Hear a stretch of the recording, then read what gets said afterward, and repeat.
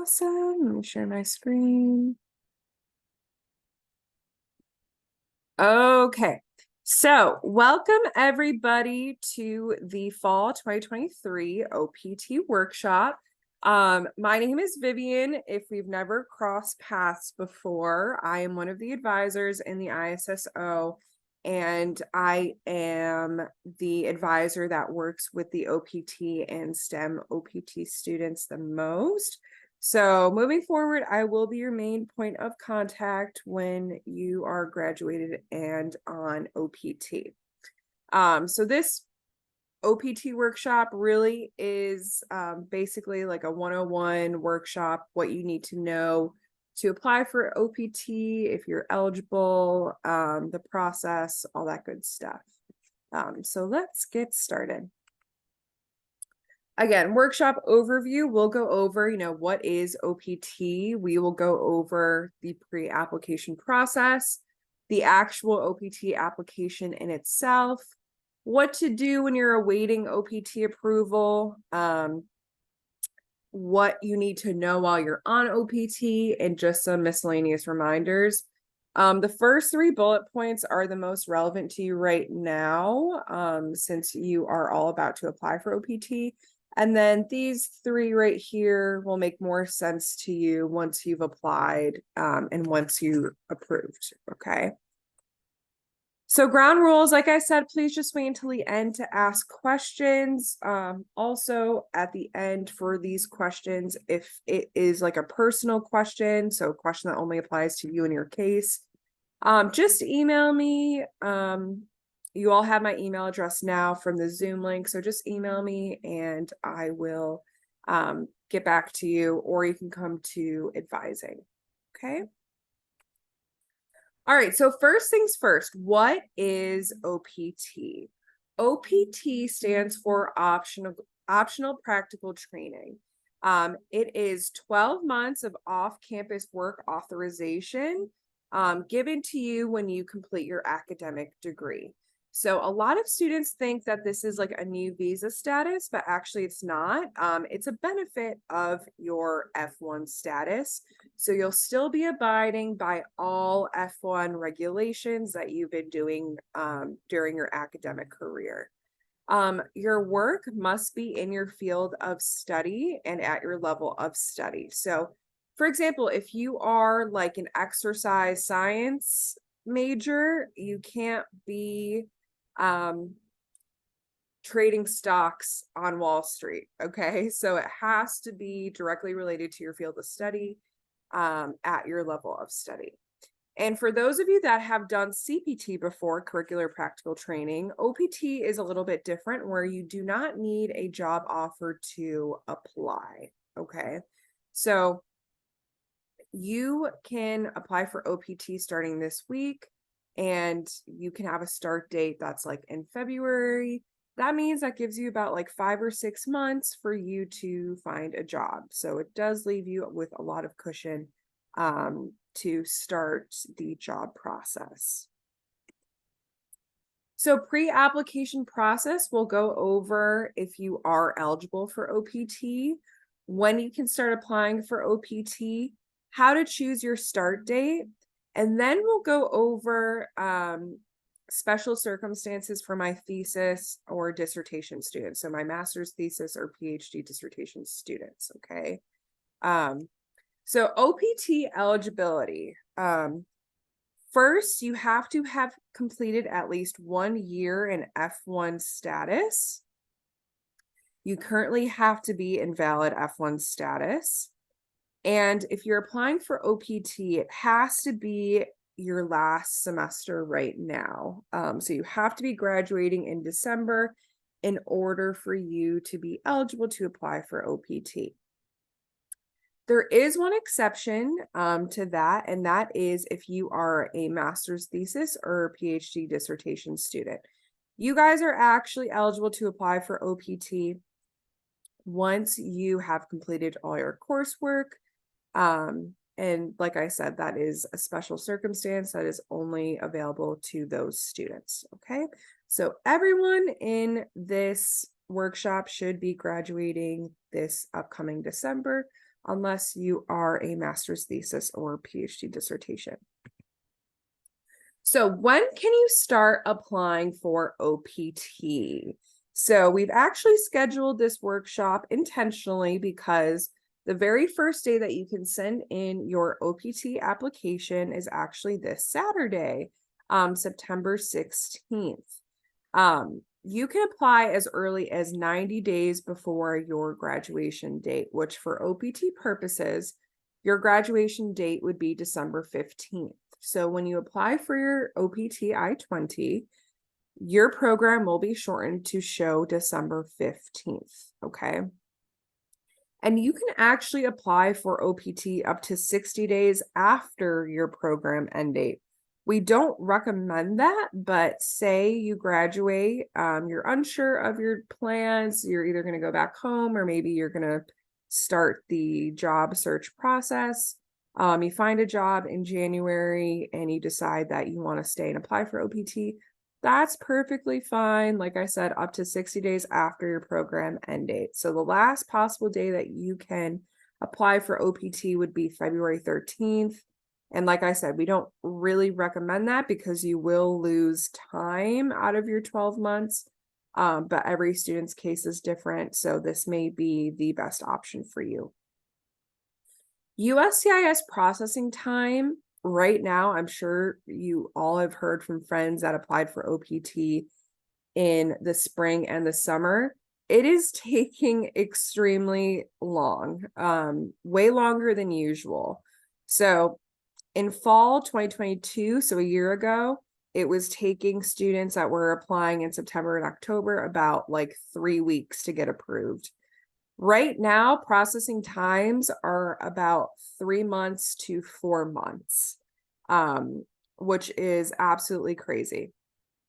So if you do have travel plans, for example, in December, or if you have a job offer already to start early January or late December, I'm urging you to apply for OPT as soon as possible. So either next week or the week after. So in case it does take that full 90 days or 4 months, you have that buffer time.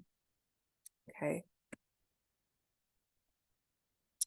OPT start date. So how will you get to know your OPT start date? Sorry, let me just move that. Great.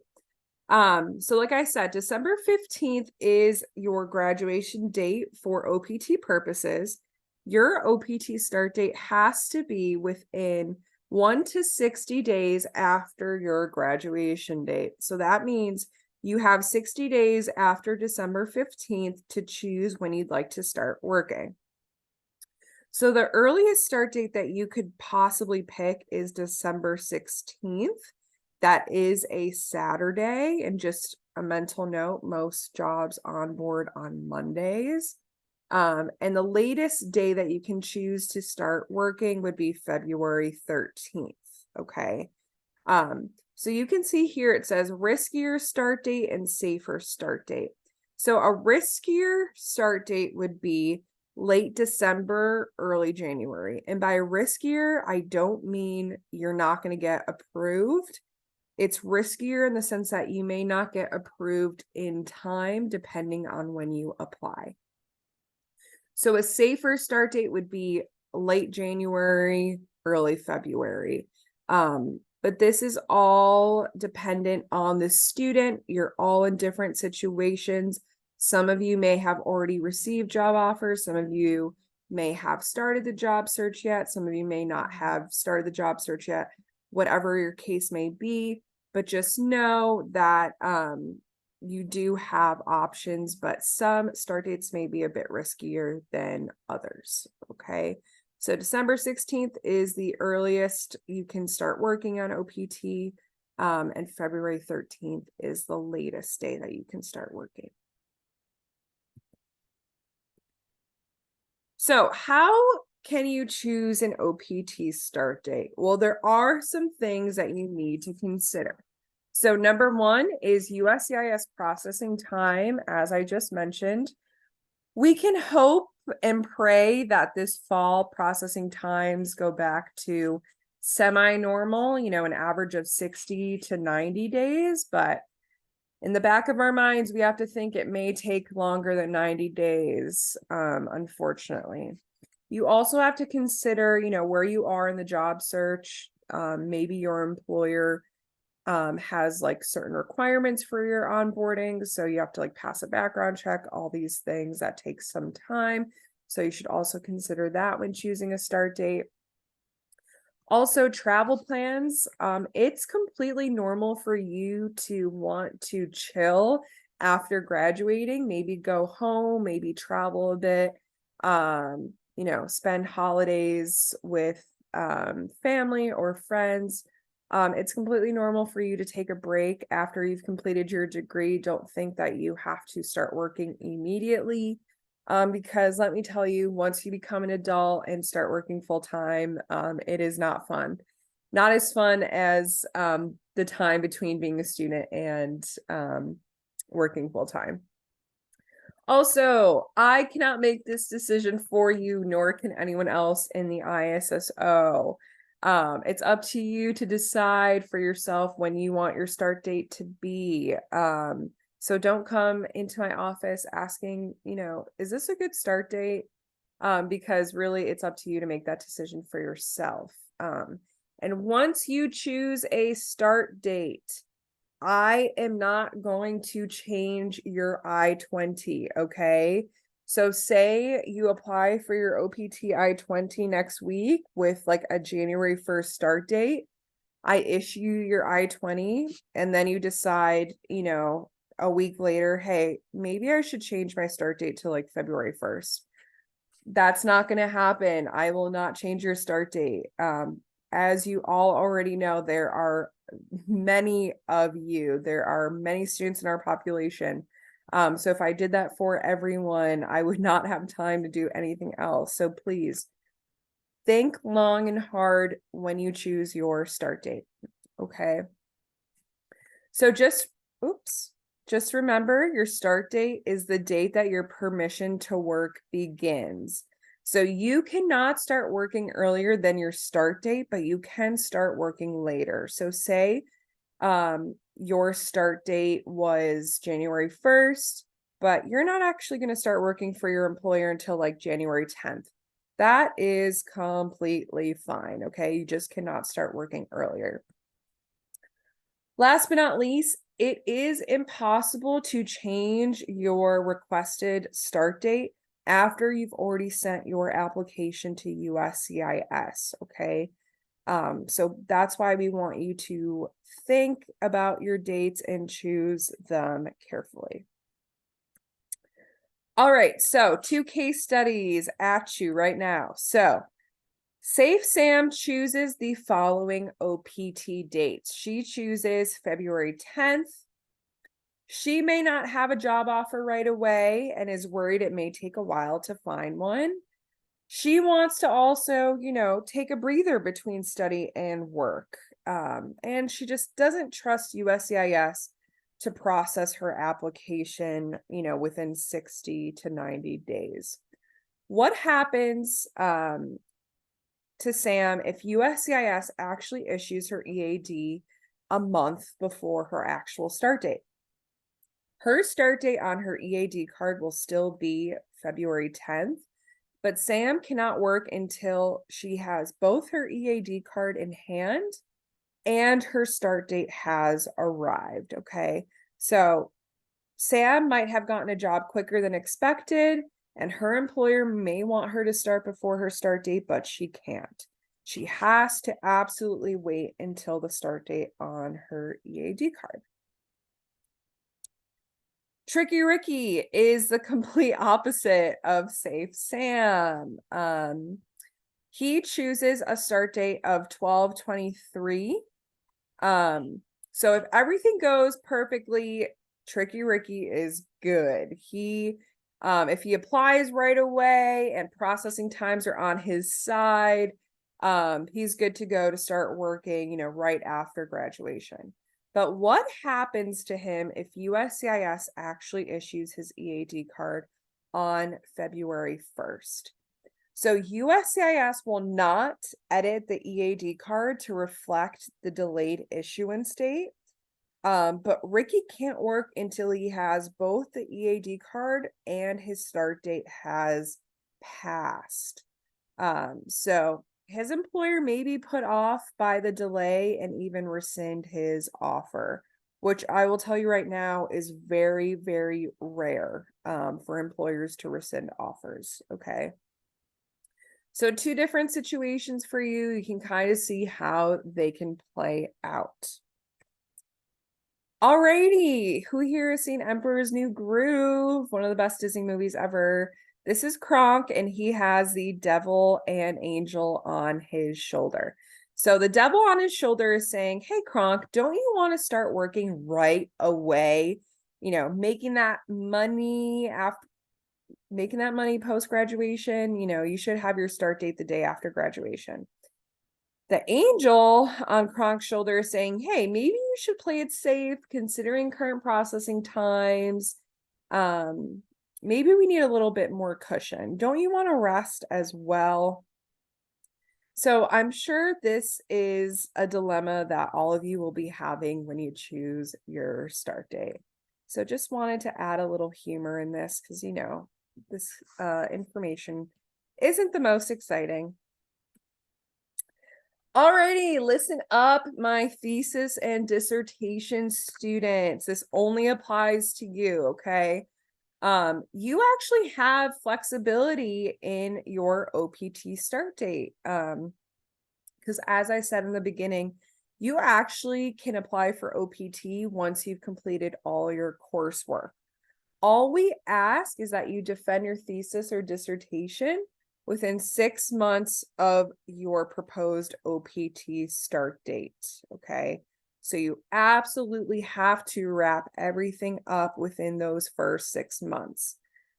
Something important to know, all on-campus employment, your stipends, gas, university health insurance will end by your OPT start date, okay? And really at the end of the day, it's up to the discretion of the ISSO and your advisor. If we think that OPT is the best move for you, given your academic progress. Okay. I always recommend if this is you in this position, come see me, come speak to anyone in the ISSO.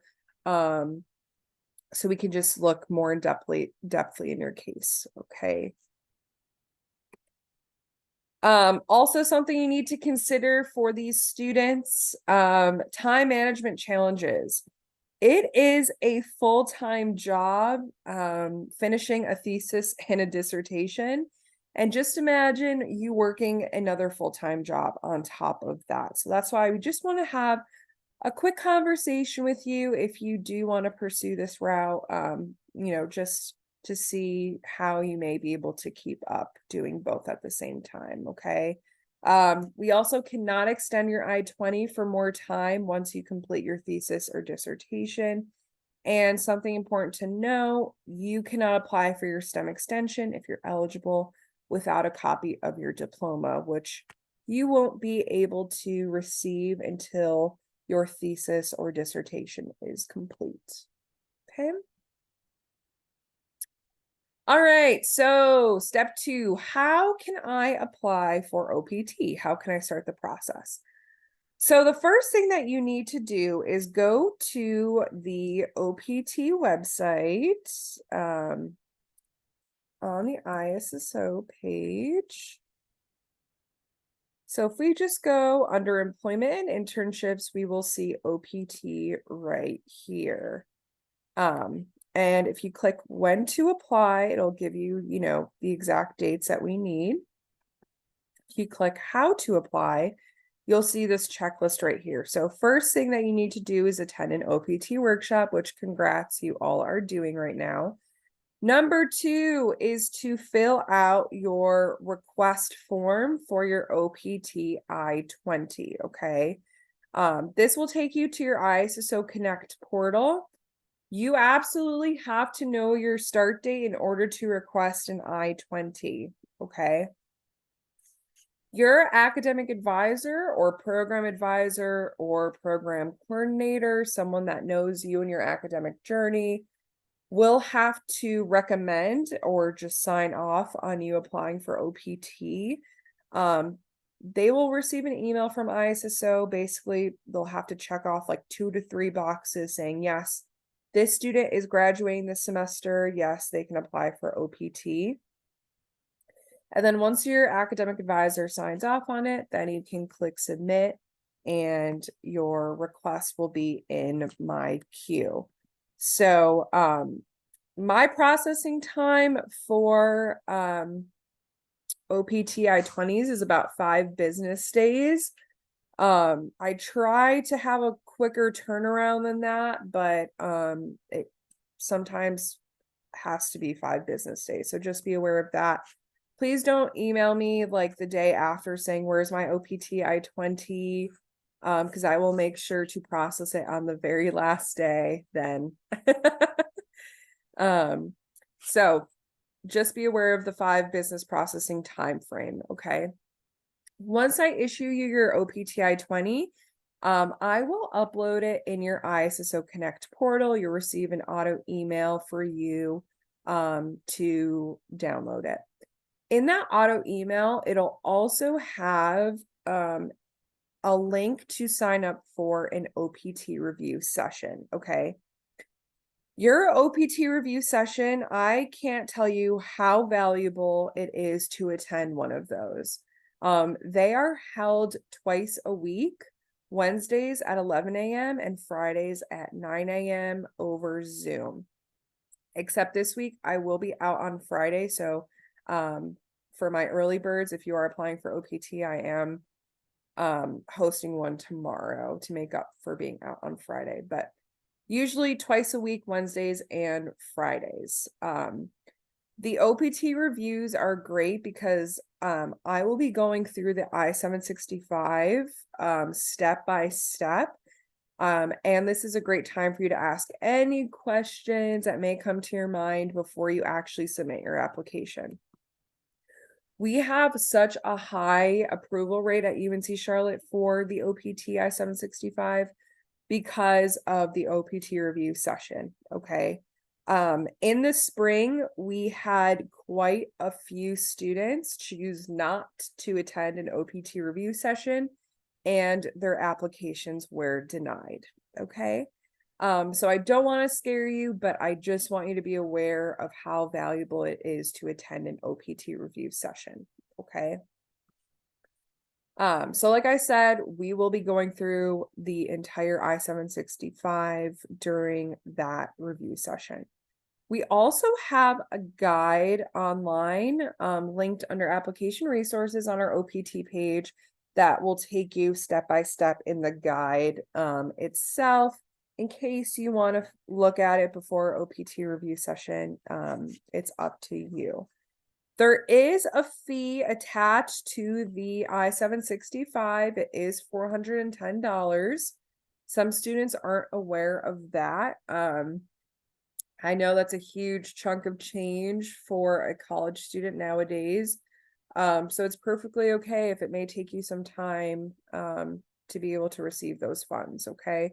But yes, there is a $410 fee to apply.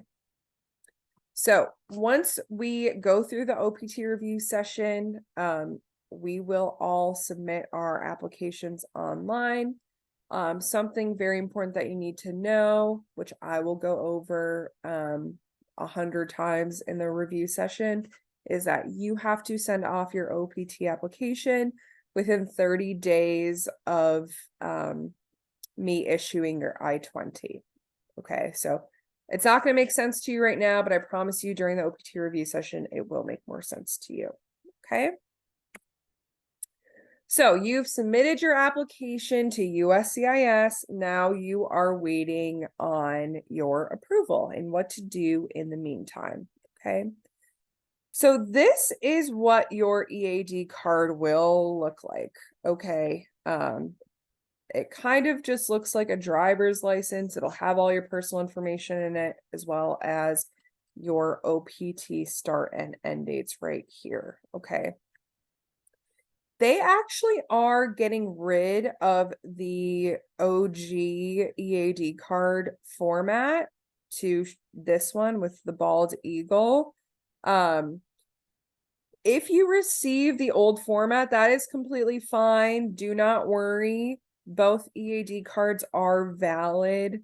I think they've started with the new format. I'm not sure, but if you receive the old format still, your EAD card is still valid. Okay, so don't freak out saying my friend received this format and I got the old one, because you are more than okay.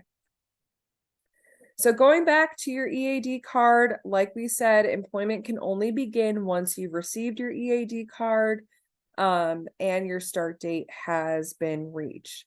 Please check for typos as soon as you get your EAD card. Check to see that your name is spelled right. Check to see that your start date and end dates are correct. Because once you get your EAD card and months have gone by, it is extremely difficult to ask USCIS for a replacement card on their behalf, since they're the ones that made that mistake. Okay, so just take a good look at it once you receive it. Your EAD card will be delivered by the US Postal Service. So because the EAD card is considered federal mail because it comes from the federal government, your envelope cannot be forwarded. So say you move and you put in a request to the post office to forward all your mail to a certain address, this EAD card will not make it to you because, like I said, federal mail cannot be forwarded. So just be aware of that. Managing stress. So I know that this is a very nerve-wracking time, anxiety-ridden. What's the job market going to look like as I'm graduating? Will I be able to find a job? I know how stressful that is, okay? But there are good ways to manage stress and there are bad ways to manage stress. Some good ways to manage stress: exercising, spending time on your hobbies, going to the Career Center and taking advantage of their amazing resources that are specifically for international students. So they will prepare your resume, help you with your cover letter, do a mock style interview with you. So definitely take advantage of all these free things that the Career Center is offering you in terms of career development. So just focus on the positive things in life. Things to not do. Check your case status every single day. I promise you, there will be no change in your case status every day. There won't be a case status update weekly even. Do not read non-credible websites. Do not find a Reddit thread from 8 years ago and email it to me saying this person on the internet is saying that they're getting rid of OPT. That has happened before to me. I have received that Reddit thread. Don't think about the crazy what ifs. I will tell you right now, it is extremely, extremely rare for a student to be denied OPT, okay? Do not call USCIS every day. Don't call USCIS ever. They're not the most helpful. Do not listen to your friends. This is probably the biggest thing. Your friends are not immigration professionals. They are not DSOs. That's how rumors are started. So if you ever have a question or you hear a rumor that a friend at another school told you, or a friend that graduated from UNC Charlotte that's now on OPT, just email me. I'm more than happy to debunk any rumors that you hear, okay? So we don't want to end up like this, super stressed out, high anxiety. We want to be chill and happy and cool, okay? So you can take that advice if you want. While on OPT, so we'll go over reporting requirements on OPT, what unemployment time means, traveling on OPT, taxes, and what your next steps are years from now once your OPT is ending. Okay. So this section of the workshop, like I said in the beginning, you don't have to fully worry about that right now, but these are things that you need to know once you're approved. So once you're approved for OPT, you will receive a link to your SAVP portal.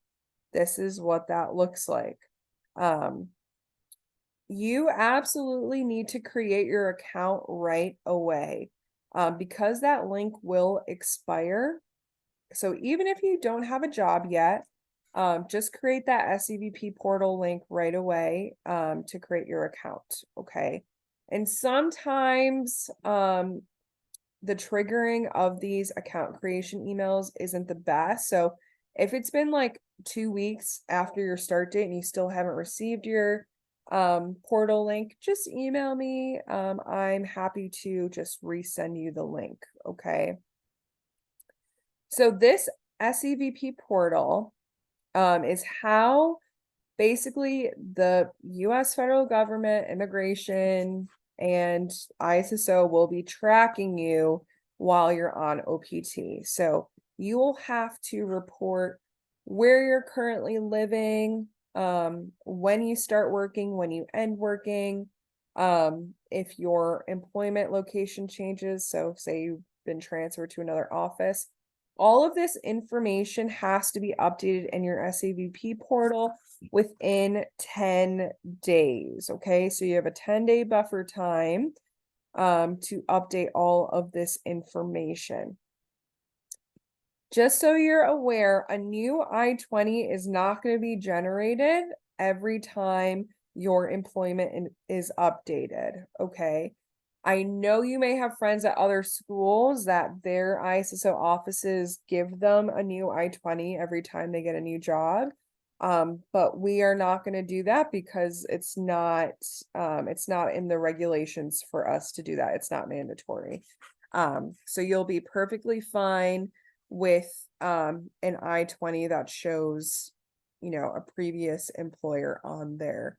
All that we care about is that your travel signature is valid, and I'll talk about that in a second. Okay. So your SEVP portal is not controlled by the ISSO. This is 100% on you. It is your responsibility to keep it as up to date as you can. Unemployment time. So in your 12 months of OPT, you do have what's called 90 days of unemployment time. So these 90 days serve as a cushion for you during your 12 months of OPT.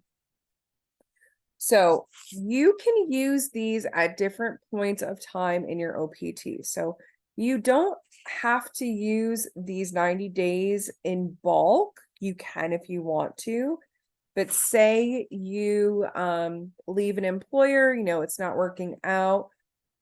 You have these unemployment days as a cushion for you until you start your new employment. Okay.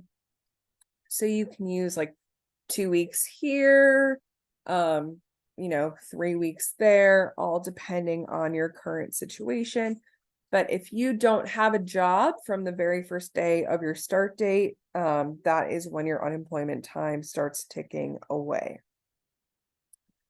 Employment during OPT has to be 20 plus hours a week in your field of study.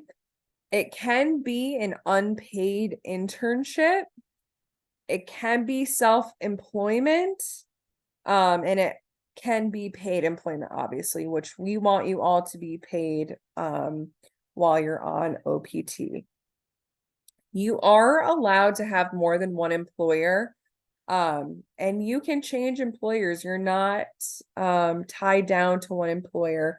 If something, if it doesn't end up being a good fit for you, you can change employers. So You can have more than one employer, and you can change employers during your 12 months of OPT. In your SEVP portal, you'll see like an upload document button. You can ignore that. You don't need to upload any kind of job offer letter on there. But when you're traveling, we do recommend that you have a job offer letter in hand, okay? And so you're aware, your employment starts on your first day of work, not when you get an offer letter, okay? If for whatever reason you accrue more than 90 days of unemployment time, that is a major violation of your F1 status, and you have to depart the US immediately. So say you are on your 85th day of unemployment days. I'm telling you right now, you'll have to make plans to leave the US. Do not wait until you hit those 90 days. Because that could bar you from entering the US ever again in the future. Okay. Traveling while on OPT. So, you can travel freely just like you can now while you're enrolled in your program. All we ask is that you travel once you have your EAD card in hand. And you have all the necessary documents, basically the same documents that you have right now while you're traveling, except this time around, you'll need an EAD card, valid passport, obviously, valid F1 visa stamp, I-20 signed within the past 6 months. So that is one major difference while you're on OPT when it comes to your I-20 travel signature. Right now, while you're enrolled in school, your I-20 travel signature is valid for 1 year. But when you're on OPT, it's actually only valid for 6 months. And you can easily request a travel signature on the ISSO's website, and we'll electronically upload it to your ISSO Connect portal. And you really only need your travel signature when you are re-entering the US. So, say your flight is leaving tomorrow from the US, you don't need that travel signature right away. You just need it when you re-enter the US. Also, an employment offer letter is needed as well, as I just mentioned. You can have an expired F1 visa while you're on OPT, and you can apply for OPT with an expired F1 visa. But if you plan to travel once you are approved for OPT, you will absolutely need to renew your visa stamp. Okay. Can you study while on OPT? The answer generally is no, you cannot. Can you start a part-time degree program while you're on OPT? You cannot. Can you begin a new higher level program? So say you're in master's right now and you want to go into a PhD program. Nope, you cannot do that while on OPT. Trying to study while on OPT is a violation of your F1 regulations on OPT. So if the government finds out that you are studying while also working full-time on OPT, they'll just terminate your record. So that is very, very bad. Basically, you're on OPT. You've been wanting to work full-time since you got to campus. Now is your opportunity to do it. So no starting a new degree program, not even part-time while you're on OPT. If you want to start a new program and end your OPT, that's completely fine. Just let us know. We'll end your OPT and we'll either transfer your record to a new university, or we will issue you a change of level I-20 if you are staying at UNC Charlotte. So if you ever want to start a new program, just let us know, and we can arrange that for you. So if you want to take up, swimming lessons, tennis lessons, or like basket weaving classes at your local community college, that's completely fine because there's no like academic component to that. Paying taxes. No one likes to talk about this, including me. So you will have to pay taxes while on OPT. There's certain rules. So if you've been in F1 status less than 5 years, these 3 taxable things will not be taxed on your paycheck. Once you get your first paycheck, please just check for accuracy. Make sure your name looks good, your social security number is correct. Because when it comes to tax season and you realize that your social security number has been wrong the entire time or your name is spelled wrong, you are going to have major issues. Okay. Your country may have a tax treaty with the US. You can easily look that up. If you have any questions about taxes, definitely make friends with your human resources office at your employer. They're good people to buddy up with because they can answer these types of questions for you. Please do not ask anyone in the ISSO any tax related questions. Because I assure you, you do not want any tax advice from me or anyone else in the ISSO because we are not accountants, we are not tax professionals. My parents still do my taxes for me, so that should answer your question right there. But if you have just like general questions, I'm sure you can refer to the IRS website, okay? I understand that this can be very tricky to kind of get a hold of the concept, but there are resources available for you. Okay, so some of you may have your OPT ending a year from now. Some of you may have your OPT ending after your STEM extension. What are the next options for you? So you do have a grace period after your 12 months of OPT is over, where you can stay in the US, travel around the US, do whatever, but you cannot work once your end date has passed, and you cannot re-enter the US in F1 status. Another option for you is, as I just mentioned, we can transfer your F1 record to another university. Every time you earn a higher degree, that allows you 12 more months of OPT. Okay. There is something called cap gap work authorization. So if there's a period of time between the end of OPT and say your employer files an H-1B for you, but there's a gap in between, you have what's called the cap gap work authorization. I'm not going to get into too detail about that right now, but that is an option for you when the time comes. And then last but not least, if your 12 months of OPT is ending, you may be eligible for a STEM extension.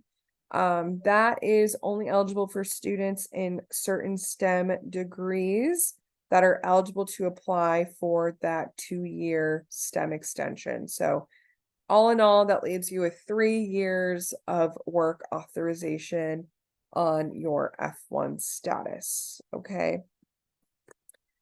Please don't ask me any questions about your STEM extension because that is very far away for all of you. Okay, last but not least, how can you get in touch with the ISSO? I'm sure, as most of you know, we do have certain advising hours. We have walk-in advising twice a week, and then we also have phone advising twice a week. So when you're on OPT, say you're not living in the Charlotte area anymore, there is something called phone advising. So you can sign up for that and an advisor will give you a call. So you don't have to be physically in the Charlotte area if you need some advising. As I said, there is an OPT review twice a week. Take advantage of that resource because it is super valuable. And then email and phone communication. So you can email the general inbox. Though if you have an OPT question, I would rather you just email me directly. And as I said, you all have my email address. Please only email one ISSO staff member about, a specific query. Please don't email both Dylan and I about the same question because that's just not professional communication. If I'm spending time on your case and then you email Dylan, he's also spending time on your case, which really isn't fair since we're both putting in work when one of us should only be assessing your case. Okay. So just remember that. Alrighty, so workshop feedback. If you could just scan this and give us some feedback on the workshop. Like, did you like that I was over Zoom? Do you wish that I was in person? Which, going off of that, we will have a second OPT workshop in person in October. So tell your friends that missed this one. I will be sending out more information about that, but just lets us know, how you felt about the workshop. Do you think that you learned a lot? You can say that you didn't have a great time and you didn't learn anything. You would not be hurting my feelings. Just let us know. Okay.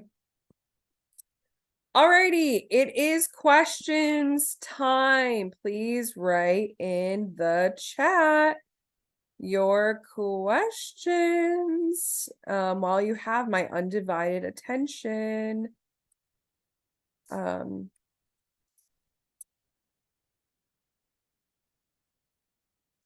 We already have one question.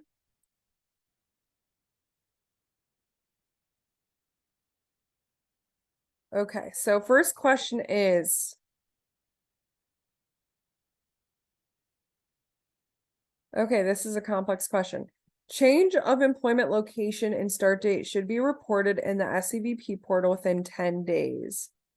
Is it 10 days after each event or 10 days from receiving the email from USCIS? Okay, so you may be confusing yourself. You have to update your SCVP portal within 10 days of an event happening. So say you start your job on January 1st, you have up until January 10th to update your SCVP portal. We have a question. What if I applied for OPT but could not graduate? That is a case specific question. So if you are going to be in that specific situation, please reach out to me. We do not recommend for that to happen though. Things can get very complicated and very tricky. So do not apply for OPT unless you know for sure you are graduating.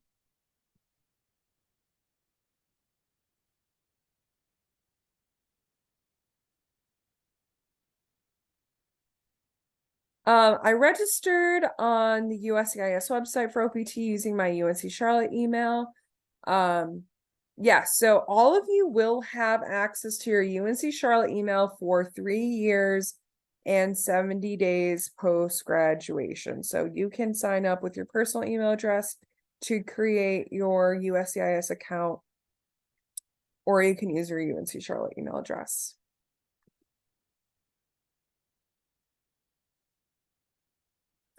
After receiving the EAD card, we can make travel plans. While re-entering, do we need an offer of employment letter along with the EAD card, or just the EAD card should work? So we recommend that you have a job offer letter along with your EAD card, but if you haven't secured a job yet, you should be fine. We haven't really heard of anyone being given trouble at customs if they don't have a job offer letter.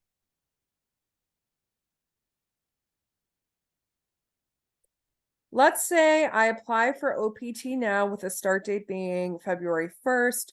I would technically have until May to find a job. So sure, you could use all your 90 days of unemployment time in between February and May. Yes, technically that is true. Can I apply for OPT while my I-140 is processing? Sammy, good question. Reach out to your attorney. If I decided to start my OPT in February, do I still have 12 months for the OPT? Yes, you still have 12 months. So do you mean if you have a start date in February? Yes. If your start date is February 10th and you apply on time and everything, yes, you will have 12 full months of OPT. If I previously applied for OPT and got denied, do I add that information in the application part that asks the questions? That's a great question for OPT review. Okay, so once we get to OPT review, please ask that question.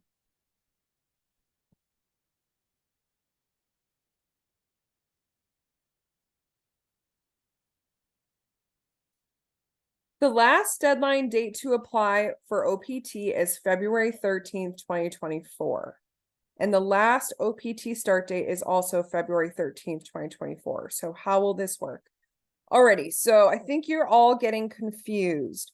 You can have a February 13th start date and get the full 12 months of OPT authorization, given that you apply ahead of time. If you apply February 13th, if you submit your OPT application February 13th and your start date is also February 13th, the last possible day, you will lose those full 12 months of unemployment. So say you submit your OPT application February 13th, but it doesn't get approved until May 1st, perhaps. You never know. You'll lose those like 3 months of work authorization. Does self-employment include freelancing in my field of study? Yes. So, excuse me. Things can get a bit tricky, but the general answer is yes. Sampata, if you have more questions about that, just reach out to me directly, okay? Can I work as an adjunct faculty member while on OPT? Yes, you can, as long as it relates to your degree. Can I travel to my home country once I've submitted the OPT application to USCIS and before I receive my EAD card? So yes and no. You're free to travel because your I-20 end date won't be until December, but there is a chance for USCIS to deny your application since you've left the US while your application is pending. And also you'll have to submit an updated I-94 when you submit your OPT application. But if you leave and re-enter, that information won't be accurate. During OPT, if I wish to change my company, will updating the SCBP portal be enough? Yes. What is a safe date to apply for EAD if the employment start date is the first week of January 2024? I would apply, by October 1st to be safe. If I have an OPT start date as February 1st, but my employer wants me to start February 10th, will those days be reduced for my 90 days of unemployment time? Yes, they will be. What if we get an internship and it got extended to full-time after graduation? Do I still need to apply for OPT? Yes, because you will not have CPT work authorization after graduation. So yes, you absolutely need to apply for OPT. When should we apply for the STEM extension? No one should be asking that right now. You all haven't even applied for your 12 months of OPT yet. But the answer is 90 days. Can my job start the sponsorship process as soon as I get my EAD card, or I have to wait for the 12 months to be completed? If you're asking for like work sponsorship, like H-1B, yes, they can start the process whenever. If I apply for OPT and do not have my EAD card yet, but I have a work offer, can I start working? Absolutely not. You cannot start working until you have your EAD card in hand and your start date has come. Yes, so you will all have access to your UNC Charlotte email address for 3 years and 70 days post-graduation. So in Banner, because you're on OPT and you're still in student status technically, you'll still have access to your UNC Charlotte email address.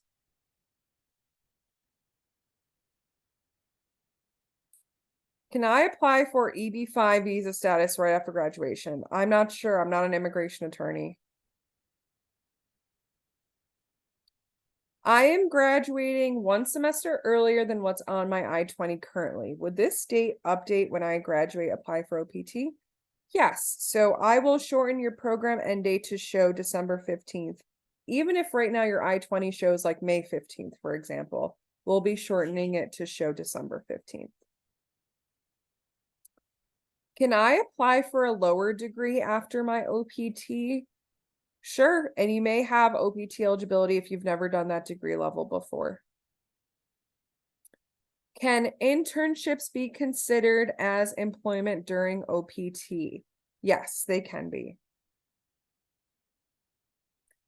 Is there any requirements to get my OPT extended after the first year of OPT? Yes, there are specific requirements and eligibility requirements that you need to meet to be able to apply for your STEM extension. And you can find all of that eligibility criteria on the STEM OPT page on the ISSO's website.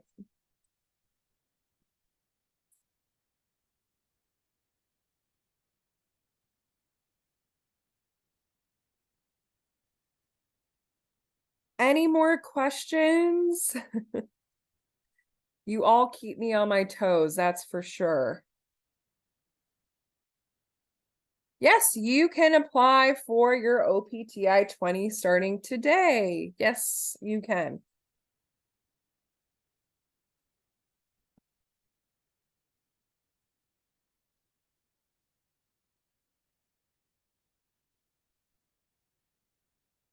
What happens if I apply for OPT but it doesn't get approved?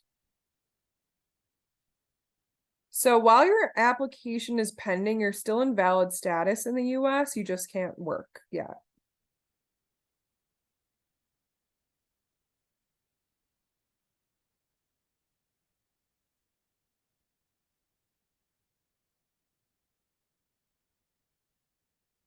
What if they issue the EAD card before the anticipated start date? That's fine. You're super lucky in that case, but you can't start working until your start date on your EAD card, even if it's issued to you earlier.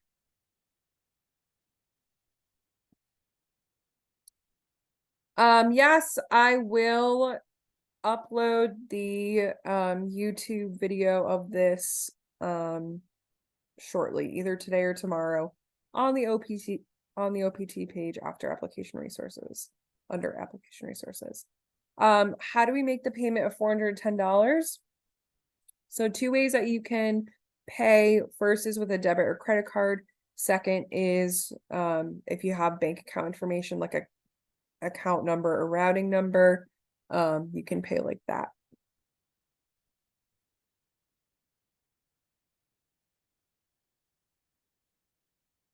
What if we have employment during OPT and completed 12 months of OPT? Do we need to ask our employer for H1 H1B sponsorship as your OPT status is completed? So not if you are eligible for a STEM extension. If you're eligible for a STEM extension, you don't really have to have that H1B sponsorship conversation with your employer until when your STEM extension is almost ending. Is it possible to also access the slides? Of course. I will also be uploading those under application resources.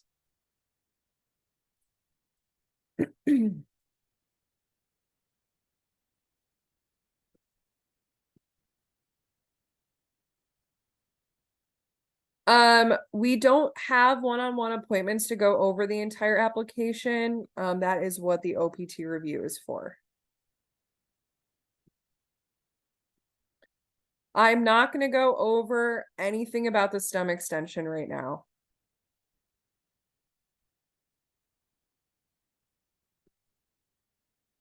I have a job offer starting December 26th. When should I apply for OPT? You should apply for OPT like next week. Because that is a very early start date and processing times are taking a while. So, I would apply for OPT as soon as possible then. Your start date could be December 26th. It's really up to you.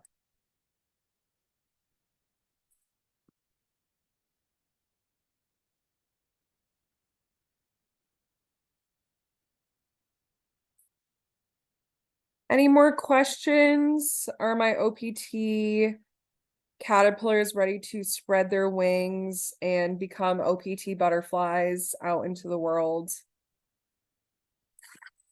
This is my email address for anyone that needs it. I try to respond very quickly. If I apply for my EAD card this month for a job start date of early January and I receive my EAD card by November, luckily, can I travel home after receiving the EAD card? Yes, you can do that.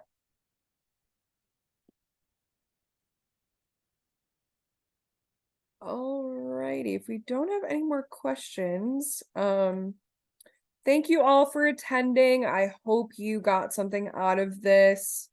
I know it's not the most exciting information, but it is all things that you need to know for OPT. So shoot me an email if you need me.